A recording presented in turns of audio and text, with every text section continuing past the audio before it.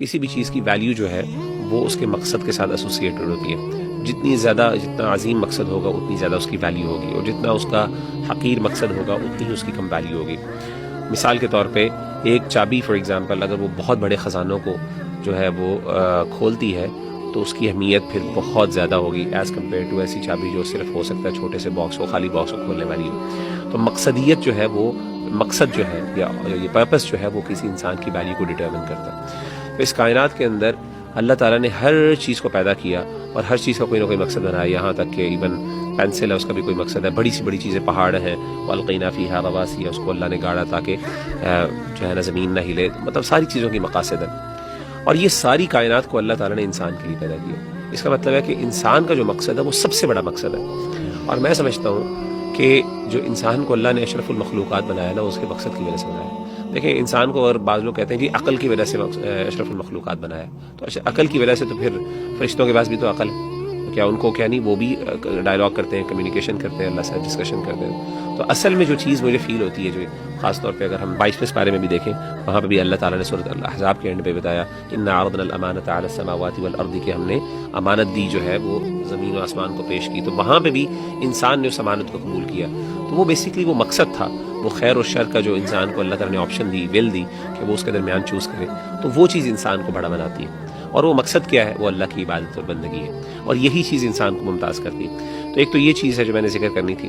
تو عبادت کا مفہوم عام طور پہ لوگ سمجھتے ہیں کہ عبادت کا مطلب 5 وقت کی نماز وغیرہ، لیکن عبادت جو ہے عربی زبان میں عبادت و غلامی کو بھی کہتے ہیں. تو جیسے کسی بندے نے، ایک داعی نے بڑی اچھی بات کی، اس نے کہا کہ انسان جو ہے وہ مسجد میں عبادت کرتا ہے اور باہر جا کے وہ عابد ہوتا ہے. یعنی نماز مسجد کے اندر تو آپ نے 5 وقت کی نماز پڑھ لی، لیکن باہر چل کے اب آپ غلام.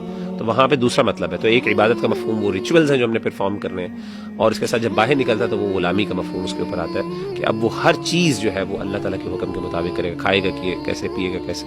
تو یہ اللہ تعالیٰ کا اس سے تقاضا، اور یہی بندگی ہے. اچھا، ایک آخری چیز جو میں یہاں پہ ذکر کرنا چاہتا ہوں وہ یہ ہے کہ اللہ تعالیٰ نے اس کے ساتھ جو انٹرسٹنگ چیز ہے وہ یہ ذکر کی، ما اريد منهم من رزق، کہ مجھے ان سے رزق نہیں چاہیے. ان ادر ورڈس اللہ تعالیٰ کو پتا تھا کہ انسان جو ہے، جو بگسٹ انسان کے پرپس کو اچیو کرنے کے لیے رکاوٹ ہے نا، وہ انسان کے رزق کا حصول ہے ڈیفینیٹلی. اور آج بھی دیکھیں دنیا کے اندر انسان کو دنیا میں سب سے زیادہ چیز جو عبادت اور بندگی سے غافل کرتی ہے وہ انسان کی کمائی ہے، رزق کے پیچھے بھاگنا، ایون مال کے پیچھے بھاگنا. اسی لیے حدیث میں آیا نا تفرغ لعبادتی املا قلبک غنا، کہ تم میری عبادت کے لیے اپنے آپ کو فارغ کر دو، میں تمہارے دل کو غنا سے بھر دوں گا، میں تمہیں سیلف سفیشنسی اور کنٹینٹمنٹ عطا کروں گا. تو اللہ نے کہا کہ میں نے تمہیں بنایا ہے تو تم دنیا کے اندر مال کے پیچھے یا رزق کے پیچھے اکٹھا کرنے کے لیے بھاگنا شروع کر دیو. مجھے تم سے رزق نہیں چاہیے، یعنی میں نے تمہیں رزق کے لیے نہیں پیدا کیا، نہ تم میں چاہتا ہوں کہ تم مجھے کھلاؤ. اللہ الرزاق، اللہ کھلانے والے. تو یہ نیچرل ایک انسان کو یہ دیکھنا چاہیے کہ مال جو ہے، اسی لیے ہمارے استاد جو ہیں شیخ انس وہ کہا کرتے ہیں اس حدیث کو کوٹ کر کے اور اس آیت کو کوٹ کر کے کہ تفرغ لعبادتی املا قلبک غنا، کہ انسان کو نا پیسوں کے حصول کے لیے 24/7 نہیں لگانا چاہیے.